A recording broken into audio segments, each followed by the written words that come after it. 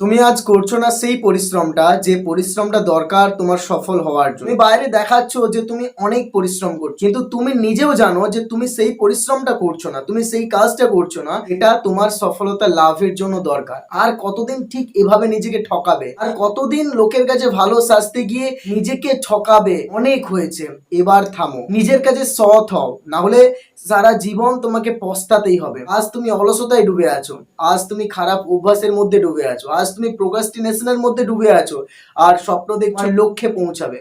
মনে রাখবে, স্যাক্রিফাইস ছাড়া জীবনে কখনোই তুমি সফলতার কাছে পৌঁছতে পারবে না। তোমার জীবন অনেক স্বপ্ন আছে, কিন্তু সেই স্বপ্নকে বাস্তবায়ন করতে গিয়ে তুমি কি করছো, এই প্রশ্নটা নিজের কাছে একবার করে দেখো তো। এর উত্তর তুমি কখনোই পাবে না। তুমি নিজেকে কথা দিয়েছো অনেক কিছুই, কিন্তু সেই একটা কথাও তুমি পূরণ করতে পারোনি। তুমি নিজের কাছে অনেকগুলো সংকল্পে আবদ্ধ হয়েছিলে, কিন্তু একটা সংকল্পেও তো পূরণ করতে পারোনি। তুমি নিজেকে অনেক কথা দিয়েছো, কিন্তু প্রতিবারেই তুমি ব্যর্থ হয়ে গেছো। তুমি অনেক ডিসিশন নাও, কিন্তু একটা ডিসিশনও তুমি ফুলফিল করতে পারো না। আর এভাবেই দিনের পর দিন তোমার স্বপ্নগুলো মারা যাচ্ছে। তোমার ভেতরে যে ক্ষমতা নেই তা কিন্তু নয়, আছে, কিন্তু অভাব একটু ডিসিপ্লিন, স্যাক্রিফাইস।